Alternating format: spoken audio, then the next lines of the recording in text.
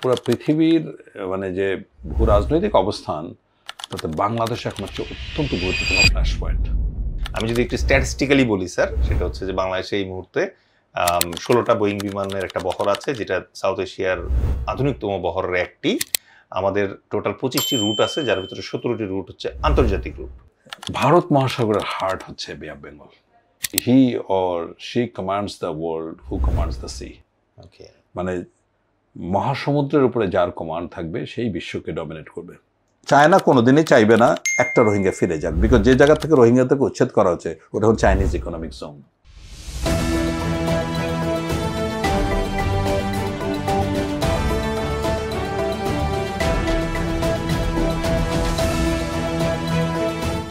বিসমিল্লাহির রহমানির রহিম।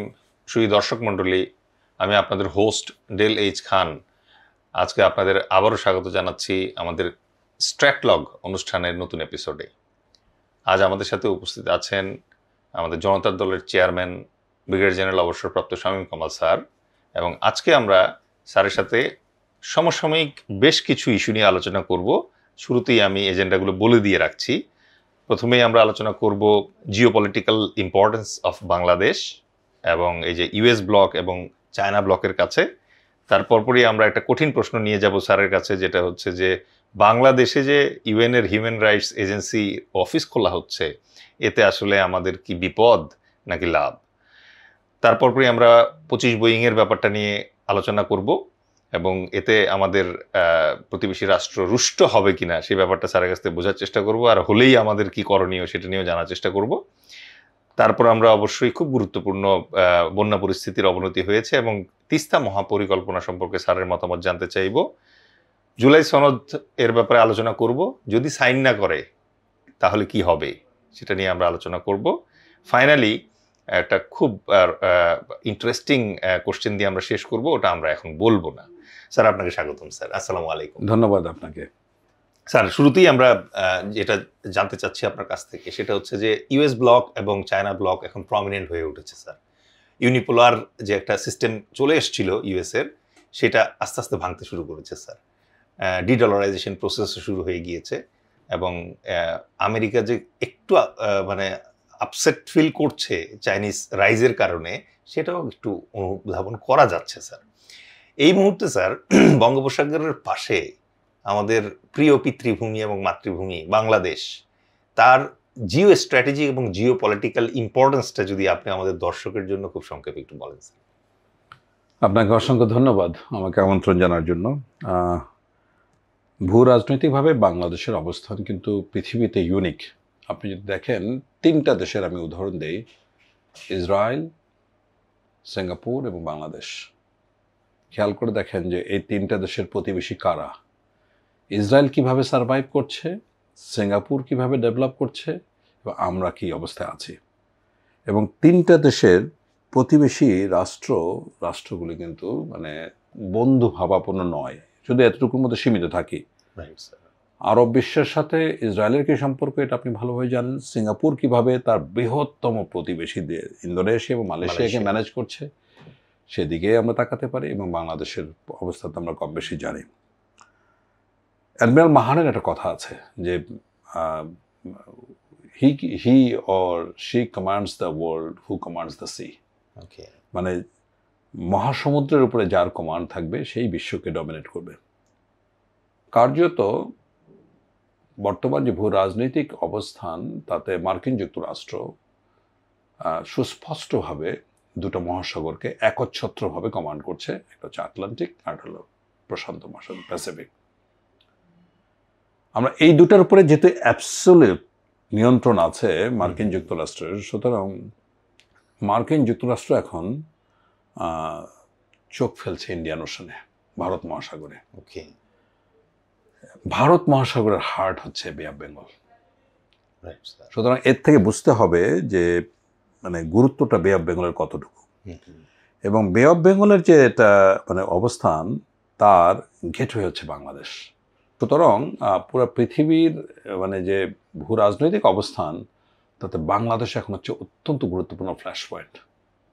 এটাকে বুঝতে হবে আমাদের। এখন আসি যে কোনো সময় এককভাবে বাংলাদেশের যে ভূ রাজনৈতিক অবস্থান আছে, এখানে আমরা দেখি ভারত মহাসাগর, এখন আসি একটু স্টেপ বাই স্টেপ যদি আসি। ভারত মহাসাগরে চায়না ঢোকার জন্য উদ্গ্রীব হয়ে আছে, কিন্তু ঢুকতে পারছে না। চায়নার জন্য দুটা পথ, একটা হচ্ছে গোয়েদার দিয়ে, আর একটা হচ্ছে মিয়ানমার দিয়ে, সিটওয়ে দিয়ে। এখন দুইটা জায়গায় মার্কিন যুক্তরাষ্ট্র ব্লক করার চেষ্টা করছে। দেখুন আপনার চায়না, চীন পাকিস্তান যে আপনার ইকোনমিক করিডোর, এটা কিন্তু $46 বিলিয়ন। এই পরিমাণ টাকা চীন এখানে বিনিয়োগ করেছে, কিন্তু ওখানে বেলুচদেরকে দিয়ে ওখানে একটা প্রবলেম বাঁধিয়ে রেখেছে, যাতে কোনোভাবে চায়না ফ্রি অ্যাক্সেসটা না পায়। সো এখানে এটা ঝামেলার মধ্যে আছে। দ্বিতীয়ত হলো সিটওয়েতে যে আপনার কায়েকপু জায়গাটা আছে, এখান থেকে গ্যাস এবং তেল আপনার কুনমিং পর্যন্ত যাচ্ছে লম্বা লাইন ধরে। এমনকি মধ্যপ্রাচ্য থেকে যে ক্রুড অয়েল নিয়ে আসে চায়না, কিন্তু মিডল ইস্টের বিশেষ করে ইরানের অন্যতম ইম্পোর্টার ক্রুড অয়েলের। এটা কিন্তু নিয়ে আসে আপনার এই সিটওয়ে থেকে পাইপলাইনে কিন্তু চায়না নিয়ে যাচ্ছে। এটা যদি আপনার কোনোভাবে ব্যাহত হয়, তাহলে কিন্তু মালাক্কা স্ট্রেট দিয়ে যেতে হবে। ওখানে আবার ইউএস আছে। মালাক্কা অ্যাবসলিউটলি ইউএস নিয়ন্ত্রণে। এত কিছুর পরেও ইউএসএ যেটা চাচ্ছে যে ইন্ডিয়ান ওশানে ভারত মহাসাগরে চায়নাকে তো ঢুকতে দিতে চাইবেই না ইউএসএ। মোরসো চায়নার উঠানে যে সাউথ চায়না সি আছে, ওখানে ইউএসএ আবার ভিয়েতনাম, কম্বোডিয়া, মালয়েশিয়া, এই ব্রুনাই, এই 6-7টা দেশকে দিয়ে সাউথ চায়না সি তারা ঝামেলা বাঁধিয়ে রেখেছে। সো চায়না তার উঠানের যে মহাসাগর, সেইটা মানে সাউথ চায়না সি, সেইটার উপরে অ্যাবসলিউট নিয়ন্ত্রণ করতে পারছে না। তো এখন এইভাবে যদি আমরা বলি যে পৃথিবীর মানে শক্তিমত্তার দিক থেকে, তাহলে কিন্তু খুব সিম্পল ডিডাকশন যে China stands nowhere to USA. এবং ওই নম চমস্কি যেটা বলেছে যে হেজিমনি অর সার্ভাইভাল, হেজিমনি বলতে হচ্ছে যে এখন কিন্তু কার্যত ইউনিপোলার ওয়ার্ল্ড, পুরো পৃথিবী এখন এক বিশ্বের এক কমান্ডে চলছে, সেটা হলো ইউএসএ। সুতরাং এখানে কিন্তু আমি ব্যক্তিগত আমি যতটুকু বুঝি যে এখানে কোনোভাবে ইউএস ইয়ার সমকক্ষ নয়, চায়নার মানে চায়না ইউএসএর সমকক্ষ নয়। এ বাদেও আপনি দেখুন ইন্দো প্যাসিফিক ইন্টারেস্টকে বুঝতে হবে। ইন্দো প্যাসিফিক এখানে যে আপনার কোয়াড আছে, কোয়াড্রিপল অ্যালায়েন্স, এখানে কোনটা দেশ? Japan, India, Australia and USA, এই চারটা কিন্তু কোয়াড। সো ইন্দো প্যাসিফিক ইন্টারেস্টকে যদি আপনি বুঝেন, তখন আপনি ইজিলি বুঝতে পারবেন যে মূলত এখানে কোনোভাবে ইউএসএ চাচ্ছে না ইন্ডিয়ান ভারত মহাসাগর এবং বে অফ বেঙ্গলে চাইনিজ মানে কোনো ধরনের এক্সেস থাক, আধিপত্য তো দূরের কথা। সো এইভাবেই কিন্তু জিও পলিটিক্সটাকে নিয়ন্ত্রণ করা হচ্ছে। সেদিক থেকে আপনি বাংলাদেশে মানে ইউএস ইন্টারেস্ট রক্ষার ক্ষেত্রে বোথ চায়না এবং ইউএসএর মারাত্মক অ্যাটেনশন থাকতে বাধ্য, জিওপলিটিক্যালি এতটুকু ইম্পর্টেন্স। Thank you sir. আমরা বেশ কিছু পলিটিক্যাল ন্যারেটিভ এক্সচেঞ্জ দেখতে পারতেছি রিগার্ডিং যে বাংলাদেশে ডক্টর ইউনূসের ইনিশিয়েটিভে ইউএনের যে হিউম্যান রাইটস অফিসটা করা হচ্ছে সেটার ব্যাপারে। তো এখন স্যার এটার ব্যাপারে আমি আপনার মতামত একটু জানতে চাচ্ছি, যদি এর সাথে একটু অ্যাড করেন যে ইউএস এর বার্মা অ্যাক্ট প্লাস হচ্ছে বাংলাদেশে একটা হিউম্যানিটেরিয়ান করিডোরের একটা প্ল্যান ছিল তাদের, প্লাস রিসেন্টলি যে মানে বার্মায় বিশেষ ম্যাটেরিয়াল আবিষ্কৃত হয়েছে যেটাতে ইউএস এর ইন্টারেস্ট আছে। সর্বসাকুল্যে এটা একটা প্যাকেজ ডিল যদি আমরা চিন্তা করি। আমরা গত সপ্তাহ 2 আগে দেখলাম যে এখানে আন্তর্জাতিক মানবাধিকার সংস্থার অফিস ভলকার টুর্কের সাথে আমাদের পররাষ্ট্র সচিবেরা স্বাক্ষর হলো, যেখানে অফিস করছে। এটা নিয়ে প্রচণ্ড বিরোধিতা হচ্ছে, সর্বস্তর থেকে আমি বিরোধিতা দেখতে পাচ্ছি। তো আমরা শুধু বিরোধিতা করার পিছনে যে কারণগুলি দেখাচ্ছি, যে এখানে সমকামিতার মতো ব্যাপার, মানে most of the reasons are political, not strategic. হ্যাঁ, দ্বিতীয়ত হচ্ছে গিয়া নারীর যে নারীর যে সমানাধিকারের কথা বলা হয়, সেটার প্রবলেম হবে। খ্রিস্টান মানে পার্বত্য চট্টগ্রাম সহ বিভিন্ন জায়গায় অন্যান্য যে সংখ্যালঘু সম্প্রদায় আছে তাদের বিষয়গুলি উস্কে দেওয়া হবে, এরকম অনেক কিছু বয়। 18টা দেশে কিন্তু এই অফিস আছে, OCHA, office of the human rights. তো এখন এর মধ্যে কিন্তু এমনও কথা আছে যে এখানে আসলে বিনিয়োগ টিনিয়োগ কমে যাবে, যেসব দেশের নাম আছে তাদের সাথে বাংলাদেশের নাম উচ্চারিত হলে বাংলাদেশের ভাবমূর্তি ক্ষুণ্ণ হবে। আমি এটার বিরোধিতা করি, এজন্যই যে এই 18 দেশের মধ্যে কিন্তু থাইল্যান্ডও আছে। থাইল্যান্ডে কি বিনিয়োগ কমেছে? না। এখন এটা না থাকলে কি প্রবলেমটা হবে? দেখুন, বাংলাদেশ কিন্তু গুনখুমের উপরে এতদিন কমিশনে সই করে নেই, যেটা প্রফেসর ইউনূস আসার পরে, অন্তর্বর্তীকালীন সরকার আসার পরে 25শে অগস্ট সম্ভবত স্বাক্ষর করেছেন। এরকম একটা অফিস না থাকার কারণে বাংলাদেশে যে ঘটনাগুলি ঘটছে, এখানে যে মানবাধিকার লঙ্ঘন হচ্ছে, এটা কিন্তু রিপোর্ট হচ্ছে না। লাইক হেফাজতের যেটা ঘটনা ঘটেছে, এইবার যে ছাত্র হত্যাকাণ্ড হলো, এগুলি কি মানবাধিকার লঙ্ঘন? এই যে গুনখুম হচ্ছে, সো বাংলাদেশে কোনো রিপোর্ট এগুলো নিয়ে কোনো কিছু করে না। এখানে ইউএনএইচসিআর এর অফিস, ইউএনএইচসিআর এর কাজ তো রিফিউজি নিয়ে হ্যান্ডেল করার কথা। তারা কিন্তু অস্থায়ীভাবে এই কাজগুলো, আমি মনে করি বাংলাদেশে এই ধরনের অফিস থাকা দরকার। মানে অফিস থাকলো আর আমরা হন্ডুরাসের তালিকায় চলে গেলাম, আফগানিস্তান, ইটস নট দ্যাট। হ্যাঁ, প্যালেস্টাইনে ইউএনএইচসিআর মানে ওচা অফিস কাজ করতে পারছে না, বাট তারা কিন্তু ঠিকই বলছে যে এখানে যে সাহায্য পড়ছে এটা সমুদ্রের এক বিন্দু পানির মতো, ইউএসএ কে ব্লেম করে যাচ্ছে। তারা তাদের সাধ্যমতো কাজ করে যাচ্ছে, কিন্তু আমাদের এখানে যে মানবতা বিরোধী কাজগুলি হচ্ছে, এটা কোনো রিপোর্টিং নাই। তাহলে এখানে এরকম একটা যদি অফিস থাকে, তাহলে মানে ক্ষতিটা কোথায়? যদি কোনো আঞ্চলিক বা কোনো দেশ, কোনো গোত্রের আইন থাকে এমন যেটা ইউএন আইনের সাথে কন্ট্রাডিক্ট করে, সেক্ষেত্রে কিন্তু লোকাল যেটা আইন থাকবে সেটাকে প্রাধান্য দেওয়া হবে।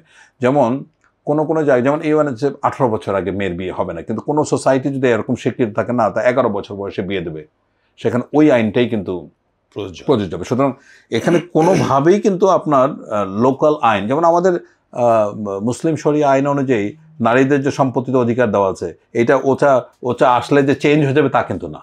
সো এই ধরনের চিন্তা ভাবনা আমার মনে হয় এক ধরনের সংকীর্ণতা। আমি মনে করি বাংলাদেশের মতো দেশে, যেখানে হিউম্যান রাইটস প্রতিনিয়ত ভায়োলেট হচ্ছে, যেখানে রাষ্ট্র অর্গানাইজডভাবে হিউম্যান রাইটস ভায়োলেশন করছে, যেখানে হেফাজতের মতো, গুনখুমের মতো প্রতিনিয়ত ঘটনা ঘটছে, এখানে অহরহ বাংলাদেশে যে পরিমাণ হিউম্যান রাইটস ইয়ে হয়, সেই অনুপাতে কিন্তু আপনার রিপোর্ট হয় না। সুতরাং এখানে এরকম একটা অফিস থাকাটা আমি মনে করি এটা গুরুত্বপূর্ণ। যে ঠিক আছে, অফিস কাজ করুক, 2-4 বছর পরে যদি আমরা দেখি যে না এরা অন্য কাজ, এক্স্যাক্টলি স্যার। এবং ইউএন এর যে ব্যাপারটা খুব ইম্পর্টেন্ট, সেটা হচ্ছে ইউএন কিন্তু কনসেন্ট ছাড়া কাজ করে না।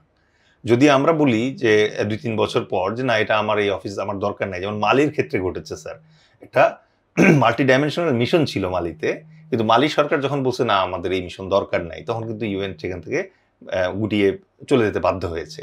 সুতরাং এরকম কোনো আশঙ্কা নেই যে এখানে একটা হিউম্যান রাইটসের অফিস হওয়া মানে এরা জীবনেও আমাদেরকে, মানে আমরা যদি না চাই, দেশের জনগণ না চাইলে তারা এখানে জোর করে থাকতে পারবে, ওই আশঙ্কা তো নাই স্যার, আমি মনে করছি না। তো এখন স্যার আমরা একটু ইন্টারন্যাশনাল ট্যারিফ ওয়ারের দিকে আগাই স্যার, যেটা এই মুহূর্তে লিড করছেন আমাদের ট্যারিফ ওয়ারের আগাবেন ডোনাল্ড ট্রাম্প।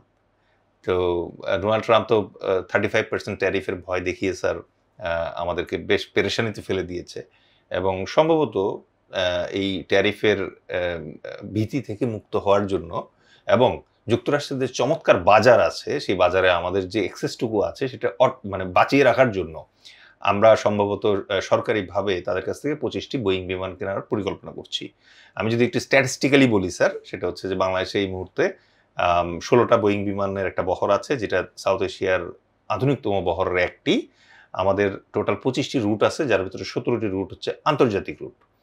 তো এমত অবস্থায় বাংলাদেশ বিমানের নিকটতম পরিকল্পনা হচ্ছে আরও 3টি রুট বাড়ানো, যে গুয়াঞ্জো, তারপরে নিউ ইয়র্ক এবং আরেকটা রুট।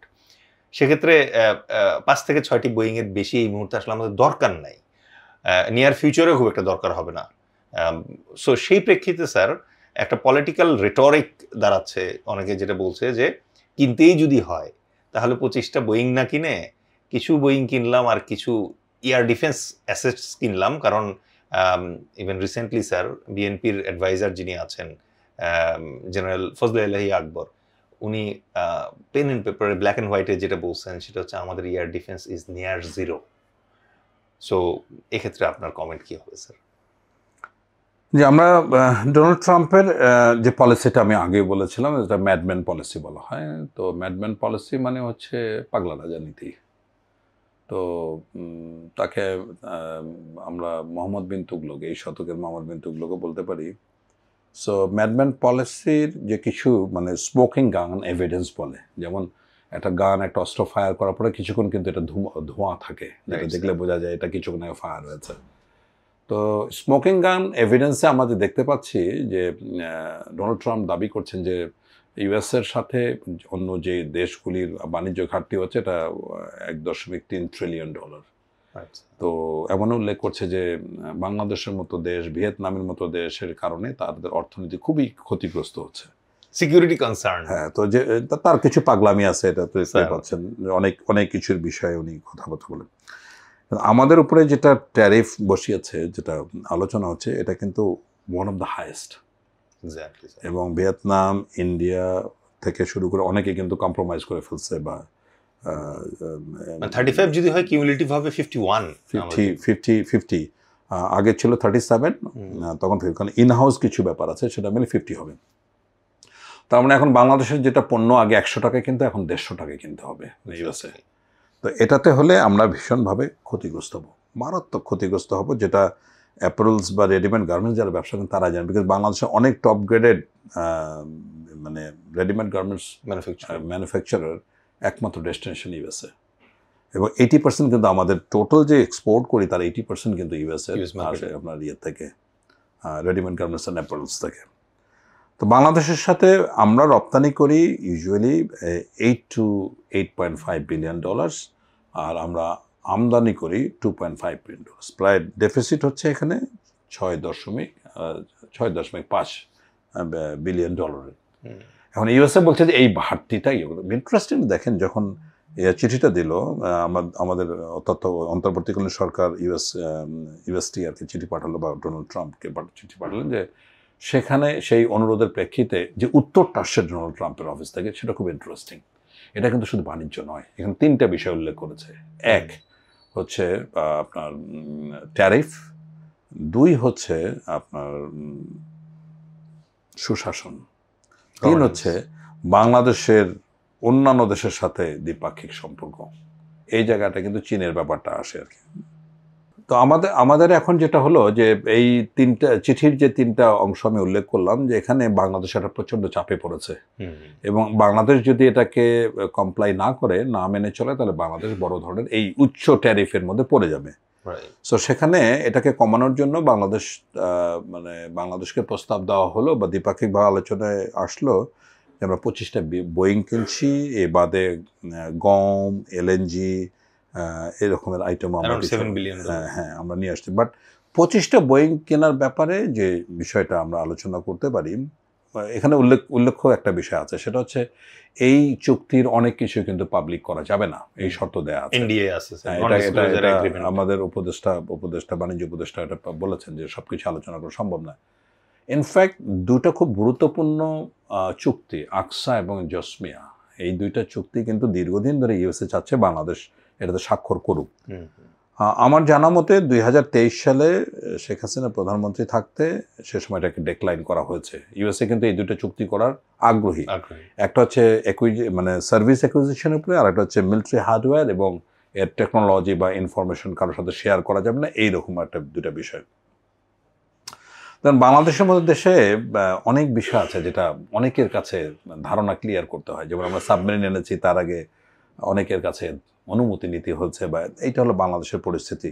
তো ইউএসএ যেহেতু দীর্ঘদিন ধরে চাচ্ছিল এই 2টা চুক্তিতে বাংলাদেশ স্বাক্ষর করুক, এবং না করার কারণে ইউএসএ কিন্তু কিছুটা ক্ষুব্ধ বাংলাদেশের উপরে।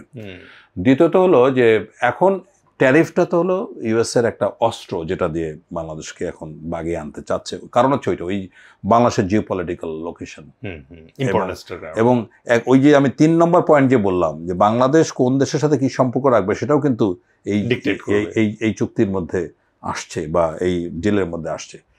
আমাদের কথা হচ্ছে যে আমরা সিম্পল, মানে নেকেড আইতে যেটা দেখতে পাচ্ছি, বাংলাদেশ বিমানের যে চাহিদা এস্টিমেট করা হচ্ছে 2034 সালে, বলা হচ্ছে যে বাংলাদেশ বিমানের টোটাল রিকোয়ারমেন্ট হচ্ছে 47 এয়ারক্রাফট, এখন আমরা যদি 25টা নেই তাহলে কিন্তু 46 হয়ে যাচ্ছে। এটা কিন্তু সময় হচ্ছে 9 বছর বাকি আছে, ওয়ারাজ 1 বছর বা 2 বছরের মধ্যে আমরা এটা নিতে।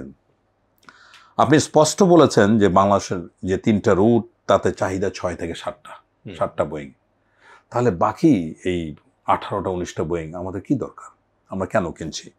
এখানে কম্পেনসেশন করতে আমি এর আগেও বলেছি এটা, যে এখানে যদি আমরা এফ সিরিজের একটা এয়ারক্রাফটের দিকে যেতাম, দেখুন এয়ার ডিফেন্স এটা কিন্তু সংস্কৃতি, এটা কোনো হার্ডওয়্যার না, কোনো একটা হঠাৎ করে একটা প্ল্যাটফর্ম নিয়ে আসলাম আর এটা এয়ার ডিফেন্সের হলে তা কিন্তু না, এটা তিলে তিলে তিলে তিলে গড়ে তুলতে হয়। তো সেখানে সুস্পষ্টভাবে যে প্রায় শূন্যের কোঠায় কিন্তু আমাদের আকাশ নিরাপত্তার বিষয়টা, আকাশ নিরাপত্তা কিন্তু আপনার ডিফেন্সিভ এবং অফেন্সিভ দুইটাই দরকার। আপনি শুধু মানে অ্যান্টি এয়ারক্রাফট গান নিয়ে আসলেন, মিসাইল নিয়ে আসলেন, ড্রোন, তাতে হবে না, আপনাকে ইউ মাস্ট হ্যাভ দ্য স্ট্রাইকের ক্যাপাবিলিটি লাগবে। এখন এক্ষেত্রে দেখুন আপনার ওয়ার্ল্ড এখন যেটা চলছে 6th generation aircraft, 6th generation aircraft 2-3টা দেশ কিন্তু প্রডিউস করে, USA, Turkey and recently Korea. এখনো কিন্তু চায়নাও এই পর্যন্ত, চায়না টেস্ট অ্যান্ড ট্রায়াল আমি দেখতে পাচ্ছি যে তারা কাজ করছে এটা নিয়ে। এখন আমাদের 5th জেনারেশন এয়ারক্রাফটও হতো, সেটা আমাদের নাই। আমাদের এখন যেটা আছে এটার বেসিক হচ্ছে কি 80s এর দিকের। দেখুন আমরা কিন্তু বেসিক্যালি এয়ার ডিফেন্সের জন্য we are dependent on Russian version. তাহলে রাশিয়ান ভার্সন দেন MiG-21, সেখান থেকে আপগ্রেড করে আমাদের 2010-এর দিকে বা 8-এর দিকে আমরা নিয়ে আসলাম MiG-29। আমাদের 8টা MiG-29 আনা হয়েছিল। এটা নিয়ে কথা বলতে আমি খুব বিব্রত বোধ করছি, কি আছে না আছে। হ্যাঁ, এটা বলাটা খুবই মানে সমীচীন হবে না, যেহেতু আমি একজন সচেতন ওয়ার স্ট্র্যাটেজির স্টুডেন্ট, এটা বলা ঠিক হবে না। শুধু এতটুকু জানি যে আমাদের খুব একটা কিছুই নাই। তাহলে সেটাকে বাড়ানোর জন্য যদি আমাদের একটা 5th generation multi role combat aircraft থাকতো, একটা প্ল্যাটফর্ম, একটা স্কোয়াড্রনে 6টা এয়ারক্রাফট থাকে, বাজেট কিন্তু খুব একটা বেশি না, 7 billion very well we can manage. আরও যদি কিছু লাগে, আরও যদি 2-3 বিলিয়ন খরচ করে রাখতে হয়, স্টিল দেশের জন্য এটা খুবই প্রয়োজন। আজকে যদি আমাদের এরকম একটা ডিফারেন্স পাওয়ার থাকতো তাহলে কিন্তু রোহিঙ্গা পশিন হতো না, এবং আমাদের প্রতিবেশীর সাথে অনেক প্রবলেম হতো না, কারণ তারা জানে যে আমাদের কোনো ডিফারেন্স ক্যাপাসিটি নাই। তো এই ক্ষেত্রে আমরা বলেছিলাম যে এতগুলি বোয়িং যেখানে আমার প্রয়োজন নাই, সেখানে তার বিনিময়ে যদি আমরা এফ সিরিজে ঢুকতে পারতাম, লেট ইট বি F-16, তারপরে F-18, তারপরে F-35, আরও স্টেলথ ওইদিকে আমরা নাই গেলাম। F-16 দিয়ে আজকে থাইল্যান্ড কি করছে, ভেরি মানে ম্যাজিক দেখাতে পারছে, because this are 5th generation aircraft. আমরা তো এর আগে বলি, খুব দুঃখজনক বিষয় যে আপনার 2018-19-এ আমি ফ্রান্সে গিয়েছিলাম একটা ইন্দো প্যাসিফিক সেমিনারে। সে সময় ফ্রান্সের প্রতিরক্ষামন্ত্রী বাংলাদেশে আসছিল, ড্যাজল রাফাল দেওয়ার জন্য তারা উদ্গ্রীব হয়েছিল। 2 বছর থেকে ট্রেনিং দিবে এরকম প্রস্তুতি, এরকম অফার পৃথিবীর কোনো দেশকে ফ্রান্স দেয়নি, যেটা বাংলাদেশকে দিয়েছে। আচ্ছা, কিন্তু আমরা তখন আমার বলতে বাধ্য হচ্ছি, ব্যক্তি স্বার্থের কথা চিন্তা করে কোথা থেকে কে পয়সা বানাবে এই চিন্তা ভাবনা থেকে কিন্তু ইউরোকপ্টার কিনবে নাকি ড্যাজল কিনবে নাকি F-16 কিনবে, মানে এগুলা নিয়ে মানে ব্যক্তিগত স্বার্থের কারণে এই কাজটা হয়নি। ওয়ারাজ আজকে দেখুন, আমাদের যদি আমরা রাশিয়ান ভার্সনটাকে পার্সু করতাম তাহলে we should have been gone two Su-30, Su-35। এটা Su-35 কিন্তু F-35 ইকুইভ্যালেন্ট টাইপের একটা ইয়ে। ইভেন আমরা চাইনিজ জে সিরিজ এগুলো জে সিরিজে 4.5, এটা 4.5 ম্যাগনিটিউডের একটা এয়ারক্রাফট। স্টিল এখন এটাও তো চায়না দিতে যাচ্ছে না, এটা দেবে কিন্তু মানে অ্যামুনিশন দেবে না, এরকম কিছু জটিলতার ভিতরে আছে। এখন আমরা যেহেতু রাশিয়ান ভার্সন ব্যবহার করছি, তা MiG-29 থেকে MiG-21 থেকে MiG-29 গেলাম, এটা আবার আমার সংখ্যা তো শেষ। Then we should have been gone to Su-35, যেটা মিয়ানমার করেছে। 2008 সালে মিয়ানমারের সাথে বাংলাদেশের প্রবলেম হচ্ছিল, ওয়েল রিগ কোম্পানি, ডেউ কোম্পানির একটা ইয়েকে, তখন বাংলাদেশ নেভির শিপ গিয়ে ওখানে হুমকি দেওয়ার পরে চলে গেল। তখন থেকে মিয়ানমার বাংলাদেশের এয়ার পাওয়ারকে চিন্তা করে দে স্টার্টেড গ্রোয়িং। তখন কিন্তু বাংলাদেশ এবং মিয়ানমারের এয়ার পাওয়ার এক পার ছিল। এরপরে তারা MiG-29 32টার মতো 30+ প্ল্যাটফর্ম আছে, ঠিক আছে। আমাদের কি আছে না আছে এটা তো মানে এক হলো বিব্রত বোধ করছি, শুধু MiG-29 দিয়ে তাহলে 1:30 মিয়ানমার সেখানে। এরপরে মিয়ানমার Su-30 কিনেছে এবং আরও তারা দিন দিন এখনও স্টিল দে হ্যাভ মানে সাম ডিল উইথ রাশিয়া। তাহলে কথা হলো যে আমরা MiG-29 থেকে আবার আমরা MiG-21-এ যাচ্ছি। এই MiG-21 যেগুলি কেনা হয়েছে 2011 সালে, মানে আমার মানে ধারণায় আসে না, আমার মানে চিন্তাও করতে পারি না কিভাবে একটা অবসোলেট একটা প্ল্যাটফর্ম 2011 সালে স্বাক্ষর করা হলো এবং এটা 2013 সালে আনা হলো। So this is all about মানে অত্যন্ত উদ্বেগের বিষয়। এবং এই যে একটা আকাশ নিরাপত্তার যে একটা দুর্বলতা, কেউ কনসার্ন না, কেউ আলোচনা করছে না। বাট আমরা যদি ইউএস থেকে ইউএস প্ল্যাটফর্মস এবং ইউএস এয়ার ডিফেন্স আর্মামেন্ট যদি কেনার চেষ্টা করি, তাহলে কি ইন্ডিয়া ভেটো দিতে পারবে স্যার? না, এইটাই বিষয়টা হচ্ছে কি, এই কথাটা আমরা এভাবে না বলি। আমার নিরাপত্তার, আমার স্বাধীনতা সার্বভৌমত্বের জন্য কি দরকার না দরকার, কে ভেটো দিল না দিল, সেটা তো কনসার্ন হওয়া উচিত না। এই কালচারটা তো আমরা তৈরি করেছি। এখন কোনো দেশে ভিজিট করার জন্য আর একটা দেশের প্রতিবেশী দেশের অনুমতি নিতে হবে, এটা তো আমরাই সুযোগটা দিয়েছি। আর যদি জেসমিয়া থাকে স্যার, জসমিয়া এইটাই তো ইউএসএ চাচ্ছিল, ইউএসএ তো আগ্রহী, আমরা তো ডিক্লাইন করেছি। GSOMIA one of the ACSA এবং GSOMIA one of the criteria হচ্ছে যে you can't share this information with third countries. ঠিক আছে? এবং ইউএসএ তো এতটাই প্রভাবশালী দেশ, পৃথিবীতে এখন একমাত্র দেশ ইউএসএ, যা চাইবে তার বিপক্ষে অবস্থান নেওয়া খুবই ডিফিকাল্ট। এখন মিয়ানমার সিনারিওতে ইউএসএ চাচ্ছে এখন ঢোকার জন্য, গত সপ্তাহে স্যাংশন তুলে দিচ্ছে ইউএসএ। চিন্তা করা যায় 40% ট্যারিফ আরোপ করার পরে, এবং তাতেই কিন্তু মিনংলা খুবই খুশি।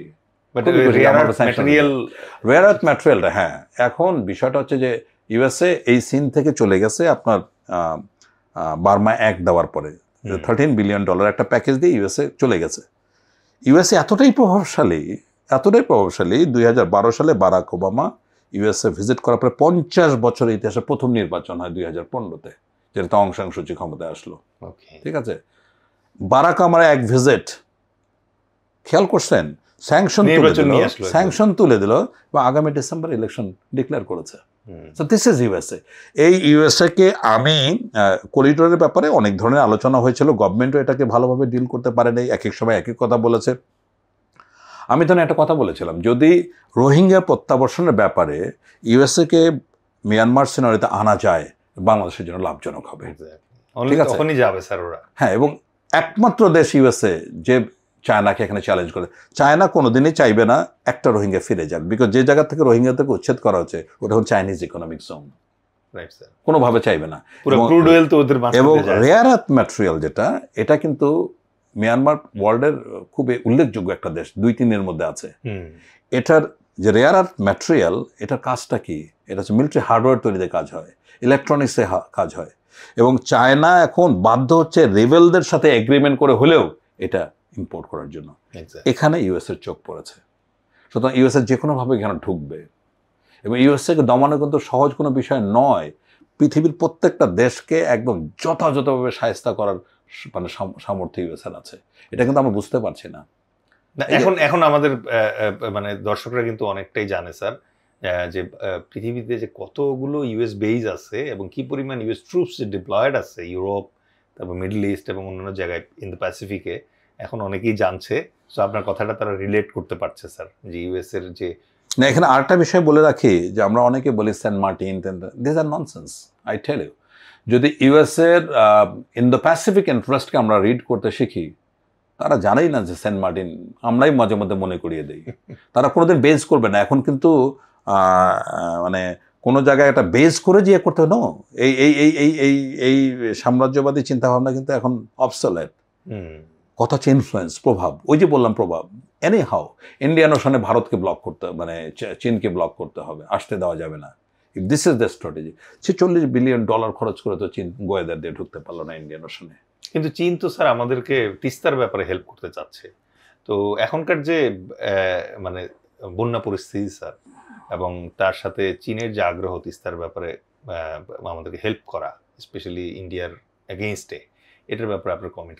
আচ্ছা, খুবই সময় উপযোগী। আমি যেহেতু তিস্তা পাড়ের মানুষ, নর্থ বেঙ্গলের লালমনিরহাট জেলা আমার বাড়ি, এবং লালমনিরহাট জেলার 5টা উপজেলার মধ্যে 4টা উপজেলা এখন কিন্তু মানে প্লাবিত হচ্ছে। সো তিস্তা নিয়ে আমি অনেকবারই বলেছি, আসলে এটা নিয়ে মানে আন্তর্জাতিক পর্যায়ে বালিশ পাচার খেলা হয়, আর স্থানীয় পর্যায়ে নাটক, সার্কাস এরকম, এবং যখন পানি হয় তখন হাঁটু পানিতে গিয়ে একটু ত্রাণ দিয়ে, এটাতে কোনো কাজ হবে না। তিস্তা মহাপরিকল্পনা নর্থ বেঙ্গল বাংলাদেশের রুটির ঝুড়ি, এখান থেকে প্রচুর খাবার দেশের অন্যান্য জায়গায় আসে। নর্থ বেঙ্গলে দারিদ্র্য সবচেয়ে বেশি, বেকারত্ব সবচেয়ে বেশি, যেটা হওয়া উচিত ছিল না। এখন একটা তিস্তা মহাপরিকল্পনার মধ্যে কী কী আসতে পারে? স্যাটেলাইট সিটি থেকে শুরু করে এখানে আবাসন, এখানে মানে তারপরে ওয়াটার রিজার্ভার করা, অনেক কিছু করা যায়। একটা মহাপরিকল্পনা বলতে অনেক কিছু তো আসে। দেখুন, তিস্তা টোটাল হচ্ছে 116 কিলোমিটার বাংলাদেশের সীমান্তে, যখন আপনার এটার সাথে মিলেছে। এই 116 কিলোমিটার মধ্যে ওয়াটার মানে কখনো রিভার ট্রেডিং হয়েছে, কখনো ড্রেজিং হচ্ছে না, তাহলে বেড কিন্তু শক্ত হয়ে গেছে। বেড যেহেতু শক্ত হয়ে গেছে, তখন সারপ্লাস ওয়াটারটা কি করে, পাহাড়ে আঘাত করে এবং তীর ভাঙতে শুরু করে। এটা যদি আমরা রিভার ট্রেডিং করতাম, ড্রেজিং করতাম, তাহলে কিন্তু এডিশনাল পানিটা কিন্তু নেওয়াটা সামর্থ্য ছিল। দ্বিতীয়ত হলো যে এটা কোনো আন্তর্জাতিক চুক্তি নাই। বাংলাদেশের একমাত্র নদী হলো গিয়ে গঙ্গা, যেটা আগামী বছর ডিসেম্বরে শেষ হয়ে যাচ্ছে। তিস্তা, ধরলা, মানে যত নদী আছে, কোনো নদী না আন্তর্জাতিক কোনো চুক্তি নেই। আমি ব্যক্তিগতভাবে চাকরিতে থাকা অবস্থায় এই যে 116 কিলোমিটার বাঁধের মধ্যে আমি 2.5 কিলোমিটার বাঁধ করেছিলাম আমার আদিতমারি উপজেলার মহিষগঞ্জ একটা ইউনিয়ন আছে সেখানে। এইটার যে সুফল এখন মানুষ পাচ্ছে, কয়েক হাজার হাজার মানুষ, যারা অনেকে বাড়িঘর মানে তিস্তার মানে এই এলাকা ছেড়ে সারা জীবনে যারা চলে গেছে, এখন আর পার ভাঙছে না। পানি আসছে ঠিকই, আবার 24 ঘন্টার মধ্যে পানি নেমে যাচ্ছে। এটা একমাত্র জায়গা যেটা মহিষগঞ্জতে হচ্ছে। সো এরকম আমরা ওই মহাপরিকল্পনার স্বপ্ন দেখে বিভোর হতে চাই না। লালমনিরহাট জেলার কোন কোন জায়গায় এরকম 2-2.5 কিলোমিটার বাদ করে একটা বিশাল জনগোষ্ঠীকে সেভ করা যায়, এদিকে সরকার এখন অ্যাটেনশন দেওয়া উচিত।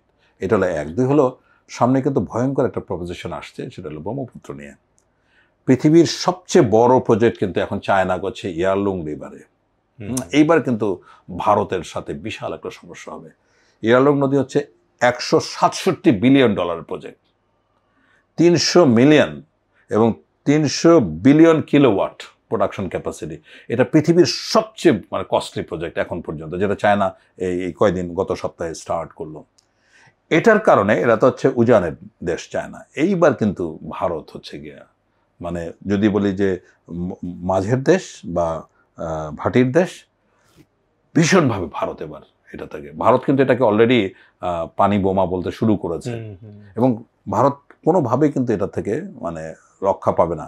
ভারতের অবস্থা তার চেয়ে বেশি খারাপ হবে ব্রহ্মপুত্র নদীতে বাংলাদেশের।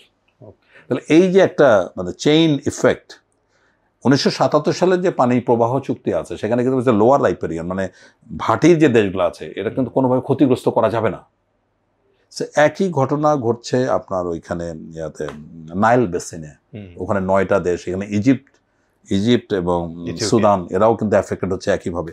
তবে তিস্তা নিয়ে আমার মনে সিরিয়াসলি কাজ করা উচিত। আমাদের দল থেকে আমরা স্পষ্ট ঘোষণা দিয়েছি, এবার আমরা যদি কোনোভাবে ক্ষমতায় আসতে পারি, তাহলে তিস্তা মহাপরিকল্পনা আমরা নিজস্ব অর্থায়নে সম্ভব। অন্তর্বর্তীকালীন সরকারের অনেক সীমাবদ্ধতা আছে, এটা রাজনৈতিক সরকারের সিদ্ধান্ত নিতে হবে, এবং এটা খুবই গুরুত্বপূর্ণ সিদ্ধান্ত। এবং নিজস্ব অর্থায়নে, নিজস্ব টেকনোলজিতেই কিন্তু আমরা তিস্তার কাজ করতে পারি, ইনশাআল্লাহ সেটা সম্ভব। এই জায়গাটাই স্যার আমাদের লাস্ট কোশ্চেনে আমরা আসছি, যে কোশ্চেনটা আমরা আমাদের অনুষ্ঠানের শুরুতেই বলেছিলাম যে এটা একটা মানে আমরা সিক্রেট কোশ্চেন হিসেবে রাখছি। তো ওটাতে যাওয়ার আগে আপনার কথার প্রসঙ্গে একটা জিনিস মনে হচ্ছে যে তাহলে কি আবার সেই ঘুরে ফিরে মানে বাংলাদেশের অলওয়েজ যে শেষ ভরসা, সেই সেনাবাহিনীর দ্বারস্থ হতে হবে কি স্যার আমাদের? সেনাবাহিনী দ্বারস্থ হওয়ার সময় পার হয়ে গেছে। এর থেকে মানে এখন যে অবস্থা আছে, সেনাবাহিনী যদি 10 বার ক্ষমতা নিত, তখনও কিন্তু মানে মানে মানে কেউ এটার বিরোধিতা করতো না, আমি বুঝি। আবার এটাও ঠিক, যে মুহূর্তে সেনাবাহিনী নেবে সেই মুহূর্তে আবার সেনাবাহিনীর প্রচণ্ড সমালোচনা শুরু হয়ে যাবে। এটা বাংলাদেশের কালচার। কিন্তু আমি মনে করি যে সেনাবাহিনী ক্ষমতা নেওয়াটা এটা যৌক্তিক কোনো সলিউশন না। কিন্তু এখানে দুইটা জিনিস আমরা বলছি। দেখুন, বাংলাদেশ সেনাবাহিনীর বা সশস্ত্র বাহিনীর অবস্থানটা ম্যাজিস্ট্রেসি পাওয়ার নিয়েছে, বা তারা কিন্তু রীতিমতো কাজ করতে পারছে না বা করতে দেওয়া হচ্ছে না। একটা বড় ধরনের একটা সমস্যা এখানে আছে। বাংলাদেশ সেনাপ্রধান যেই 5 তারিখের পরে যে জাতিকে অ্যাড্রেস করলেন, তখন বললো আমার উপর আস্থা রাখেন, দিস দ্যাট। উনি কিন্তু প্রথম বাংলাদেশ সেনাবাহিনীর প্রধান প্রথম বাংলাদেশের নির্বাচনের কথা প্রথম বলেছেন, রয়টার্সকে একটা ইন্টারভিউ দিয়েছিলেন যে 1.5 বছরের মধ্যে যদি হয় নির্বাচন তাহলে আমরা সহযোগিতা করবো ইত্যাদি ইত্যাদি। কোনো রাজনৈতিক দলও কিন্তু করেন নাই, এবং ডিসেম্বরের মধ্যে নির্বাচন হোক এটাও চেয়েছেন। আবার অ্যাট দ্য সেম টাইম এটাকে ক্যাপিটালাইজ করে অনেকে বিভিন্নভাবে রংচং দিয়ে অনেক কিছু বলছে, কিন্তু দুইটা জায়গায় আমি বুঝি যে প্রধান উপদেষ্টা এবং প্রধান উপদেষ্টা অফিস এবং সেনাবাহিনীর মধ্যে কিন্তু আমি কোনো বিরোধ দেখি না, কার্যত কোনো বিরোধ দেখি না। সেনাবাহিনীর স্পষ্ট প্রেস ব্রিফিং দিয়ে বলেছে যে সরকারকে সহযোগিতা আমরা করবো যে কোনোভাবেই ইয়ে হোক না কেন।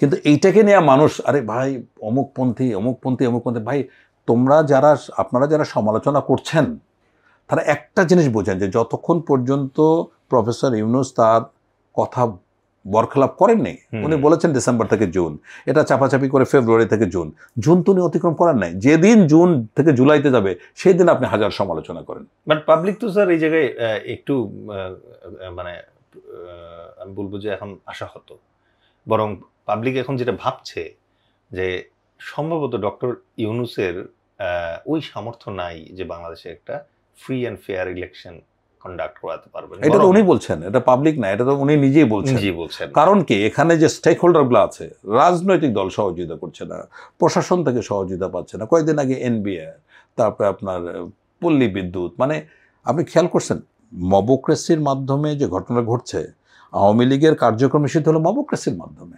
এটা তো মবোক্রেসি একটা, যেখানে ছাত্ররা বা এনসিপি বা এরা যে আন্দোলনগুলো একটা আইন করে আওয়ামী লীগের কার্যক্রম নিষিদ্ধ করা হলো, সমাধান হয়ে গেল। এটাতে সমাধান হয়ে গেল। এখন দেখেন আওয়ামী লীগের মানে এটা যে কত ভয়ঙ্কর হতে পারে, গোপালগঞ্জের ঘটনা, তার ইনসিডেন্ট। আমরা সামরিক বাহিনীতে যখন আমরা একটা পরিকল্পনা ফিক্স অ্যান্ড ডেস্ট্রয়, মানে কি যে আমি ফিক্স করে তাকে ধ্বংস করব, সেখানে আপনার মনে আছে যে আমরা একটা রুট খোলা রাখি, যে এসকেপ রুট, সেটাও তো রাখা হলো না। তাহলে 35% যদি আপনার 32-35% আওয়ামী লীগের লোক থাকে, এই লোকগুলো কি তারা কি এখন অবৈধ সংগঠনের লোক? নিষিদ্ধ। তাহলে এখন যদি তার আন্ডারগ্রাউন্ড কর্মকাণ্ড শুরু করে তাহলে কোথায় যাবে দেশ? সামলাতে পারবে? নর্মাল অবস্থা সামলাতে পারছেন না। ইন্ডিকেশন নাকি পাওয়া যাচ্ছে এরকম স্যার, একজন তাই তো এখন তো বিশেষ অবস্থা, মানে বিশেষ একটা পরিস্থিতি গত 11 দিনের জন্য মানে আমরা দেখতে পাচ্ছি চালু হচ্ছে। এগুলি কেন আসছো? যদিও এখানে স্বরাষ্ট্র উপদেষ্টার সাথে ডিএমপির কোনো মিলছে না, আমি বুঝছি না যে একটা বড় ধরনের একটা হসপস হচ্ছে। মোট কথা হচ্ছে এটা কিন্তু একটা বড় ধরনের একটা সংকটের দিকে দেশ আগাচ্ছে। এই জন্য প্রফেসর ইউনূস বলছেন যে আমি তো কোনো দিক থেকে সহযোগিতা পাচ্ছি না যে একটা নিরপেক্ষ ইলেকশন আমি করব। দেন ওনার জন্য গ্রেসফুল এক্সিট স্ট্র্যাটেজি কি? আমি তারপরে আমি মনে করি যে না, দুইটা জায়গায় আমাদের সশস্ত্র বাহিনীকে ডিস্টার্ব করা উচিত না, সকল সমালোচনা ঊর্ধ্বে রাখা উচিত, এবং অন্তর্বর্তীকালীন সরকারকে সকলের সহযোগিতা করা উচিত। যদি কোনোভাবে ফেব্রুয়ারির মধ্যে নির্বাচন দিয়ে উনি যেতে পারেন, সশস্ত্র বাহিনী যদি চায়, তাহলে এখানে ফেয়ার ইলেকশন করানো সম্ভব। ওকে, এটা মানে হল অফ করে বলতে পারি। কারণ স্ট্রাইকিং ফোর্সে থাকবে, আমরা জানি অতীতেও দেখেছি সশস্ত্র বাহিনী বা আর্মির একটা ডিটাচমেন্ট, একটা কনস্টিটিউশন থাকলে কোনো কিছু ডান বাম করতে পারবে না। That's true. সেকেন্ড হচ্ছে গভর্নমেন্টের আন্তরিকতা যদি থাকে। থার্ডলি হচ্ছে যে সকল রাজনৈতিক দলকে একটা বড় ধরনের স্যাক্রিফাইস মুডে আসতে হবে, যে না আসুন আমরা এই অল্প কয়টা দিন কোনো রকম ধৈর্য ধরে একটা নির্বাচন ইয়ে করি। যেমন বড় একটা দল বিএনপির কথা যদি বলি, আসলে তারা যে পর্যায়ে দেশটা যাচ্ছে সেখানে খুবই কার্যকরী নেতৃত্ব দরকার ছিল দেশ থেকে। বাট বেগম খালেদা জিয়া অসুস্থ, আবার তাদের অ্যাক্টিং চেয়ারম্যান যিনি আছেন উনি দেশের বাইরে। সো এই জাতীয় পলিটিক্সে তো sir physical leadership is urgent. Of course এটা দূর থেকে হবে না, শান্তির ললিতবাণী দূর থেকে বলে কোনো লাভ হবে না। এবং জাতীয় প্রয়োজনে যদি আমি ঝুঁকি দিতে না পারি, তাহলে আমার নেতৃত্ব মানুষ গ্রহণ করবে বলে আমি মনে করি না। এটা আমার ব্যক্তিগত আন্ডারস্ট্যান্ডিং। যখন দেশ বিপদে, যখন জাতি বিপদে, যখন পরিবার বিপদে, আপনি পরিবার প্রধান হিসেবে চিন্তা করেন, আপনার পরিবার যখন বিপদগ্রস্ত, তখন যখন আপনি দূর থেকে। আজকে দেখলাম এই জামায়াত আমির ওনার আগে থেকেই জানতেন যে 3টা ব্লক আছে, বাট এনজিওগ্রাম করার পরে জানা গেল 5টা ব্লক ধরা পড়েছে। এবং আমার মানে জনগণ একটা জিনিস খুব পছন্দ করলো এই ব্যাপারে, দেখলাম যে উনি ডিক্লারেশন দিয়েছেন যে উনি ওনার চিকিৎসা দেশেই করবেন এবং দেশের বাইরে যেতে আগ্রহী না। How do you take this as your? Of course আমি এটাকে ভালোভাবে দেখব। যদি দেখুন আপনার এমন হতো যে বাংলাদেশের যারা ক্ষমতায় গেছে তারা কখনো বাইরে চিকিৎসা করতে যাবে না। মাহাথির মোহাম্মদের একটা উদাহরণ দিই। মাহাথির মোহাম্মদের হার্টে ব্লক ধরা পড়লো, তখন বললো যে আমি চিকিৎসা করাবো। তখন বলছে না, আপনার তো এটা এই দেশে নাই। কেন দেশে নাই? তখন বাইরে ডক্টর ট্রেন করে তাদেরকে নিয়ে এসে তারপরে উনি ইয়ে করেছেন। এটাই তো দেশাত্মবোধ। সো 2 বছর উনি হৃদরোগের ঝুঁকি নিয়েছেন Mahathir Mohamad. So that's why Malaysia এইভাবে উঠে আসছে। কিন্তু আমাদের এখানে নাই বলে এখন আমাদের বিদেশের এয়ার অ্যাম্বুলেন্সের দিকে তাকাতে হয়। এখন সবার জন্য তো এয়ার অ্যাম্বুলেন্স আসবে না, আপনার আমার জন্য কোনো দিন আসবে না। শুধু তাদের জন্য আসে, তাদের প্রচুর অবৈধ পয়সা আছে অনেকের, তারা চাইলে সিঙ্গাপুর বা ব্যাংককে যেতে পারে। আমি জামাতের আমির এটাকে অ্যাপ্রিসিয়েট করি, বাট এইটা হওয়া উচিত। এখন বলছেন আমাদের প্রবলেমটা কি, নির্বাচনের আগে তো অনেক ভালো ভালো কথা বলে, কিন্তু ক্ষমতায় গেলে কি করবেন, দ্যাট ইজ ইম্পর্টেন্ট। আমরা এ পর্যন্ত যে রাজনৈতিক দলগুলোকে দেখেছি, আওয়ামী লীগ, বিএনপি, জাতীয় পার্টি, কেউই কথা রাখেনি। তাহলে ডক্টর ইউনূসের জন্য আপনার মানে কি পরামর্শ থাকবে? I am too small to advise him, but আমি এতটুকু মনে করি যে কোনো মূল্যে ওনার কিন্তু নির্বাচনটা করে দিয়েই যাওয়া উচিত। যদি উনি কোনোভাবে এখানে ওনার ব্যক্তি ইগো, ওনার ব্যক্তি সম্মান, ব্যক্তি মর্যাদার চিন্তা করে যদি মনে করেন উনি আগে এক্সট্রিকেট করবেন, তাহলে কিন্তু উনি জাতির কাছে বড় ধরনের অপরাধী হয়ে থাকবেন। আমার বিকজ সাধারণ মানুষ, অসহায় মানুষ, মানে কোটি কোটি অসহায় মানুষ, তাদের যে মানে মনের আকাঙ্ক্ষা, কারণ প্রফেসর এই মুহূর্তে সেনাবাহিনীর ক্ষমতা নেওয়া বা প্রফেসর ইউনূসের ক্ষমতা থেকে চলে যাওয়া, এক্সিট করা জাতিকে ভীষণভাবে বিপদগ্রস্ত করবে। Should we have any contingency? না, কন্টিনজেন্সি এখানে বিকল্প বলতে তো ওই যে কেয়ারটেকার গভর্নমেন্ট হতে পারে, জাতীয় সরকার হতে পারে, মার্শাল হতে পারে, বাট এটা কোনোটাই আমি মনে করি না। আর 6-7 মাসের বিষয়, এর মধ্যে যে কোনো ধরে বেঁধে হোক একটা যদি গ্রহণযোগ্য মোটামুটি নির্বাচন করে দেওয়া যায়, that should be the safest exit for interim government. এটার এনিথিং শর্ট টু দিস, এটা কিন্তু ডিজাস্ট্রাস হয়ে যাবে। এবং এটা কিন্তু একটা আপনার আমার ব্যক্তিগত কিন্তু মানে ছোটোখাটো বিষয় না, এটা পুরো জাতির একটা বিষয়। সুতরাং এই দুইটা জায়গায় আমার মনে হয় প্রফেসর ইউনূসকে তার দায়িত্বে পালন করতে দেওয়া উচিত, এবং সবার অল স্টেক হোল্ডারের উচিত এখন যে ঠিক আছে আমরা আপনাকে সহযোগিতা করবো, আপনি এটা শেষ করেন। আর একইভাবে সেনাবাহিনীকে নিয়েও, সশস্ত্র বাহিনী নিয়ে কাজ করা উচিত, যেহেতু তার ক্ষমতা নিচ্ছে না। যেহেতু ক্ষমতা নিত তাহলে আপনি সমালোচনা, আমি প্রথম তার বিরোধিতা করবো একজন সাবেক সশস্ত্র বাহিনীর লোকের সদস্য হিসেবে। সো এই দুইটা জায়গায় কিন্তু আমরা ডিস্টার্ব না করি, তাহলে হয়তো বা দেশের জন্য একটা ভালো কিছু হতে পারে। তাছাড়া আমার মনে হয় আমরা খুব গভীর সংকটের মধ্যে, আবার 10 বছর 7 বছর পরে আবার একটা বিপ্লব আসবে, এরকম আবার অনেক মানুষ মারা যাবে। এটাই হচ্ছে আমাদের মানে প্র্যাকটিস হয়ে দাঁড়াবে আর কি। অসংখ্য ধন্যবাদ স্যার, অসাধারণ একটা কনক্লুডিং রিমার্ক স্যার আমাদের জন্য দিয়েছেন। আসুন আমরা সবাই ডক্টর ইউনূস এবং তার যে ইন্টারিম গভর্নমেন্ট আছে, তার যে মেজর টাস্ক এই মুহূর্তে একটা সুষ্ঠু নির্বাচন অনুষ্ঠান করা, এই কাজে তাকে সহযোগিতা করি। আমরা আমাদের নিজেদের ভিতরে যে আন্তঃকলহ এবং বিভেদ আছে তা আপাতত দূরে সরিয়ে রাখি, চেষ্টা করি আমাদের দেশটাকে সঠিক পথে ফিরিয়ে আনার যে সুযোগটা, সুবর্ণ সুযোগ, এই সুযোগটা গ্রহণ করতে। যখন আমাদের দেশে একটা নির্বাচিত সরকার আসবে, আমরা আশা করি যে তখনও আমরা এখনকার মতো মুক্ত কণ্ঠে আমাদের বাক স্বাধীনতা ব্যবহার করতে পারবো এবং রাজনৈতিক প্রজ্ঞার মাধ্যমে আমাদের দেশ সমৃদ্ধির দিকে এগিয়ে যাবে। স্যার, আপনাকে অসংখ্য ধন্যবাদ আমাদের স্ট্র্যাটলগ অনুষ্ঠানের আজকের একটি অত্যন্ত চমৎকার পর্ব উপহার দেওয়ার জন্য। আশা করি আগামী নতুন একটি পর্বে আবার আপনার সাথে আমরা বসার সুযোগ পাবো। ধন্যবাদ আপনাকে। আসসালামু আলাইকুম।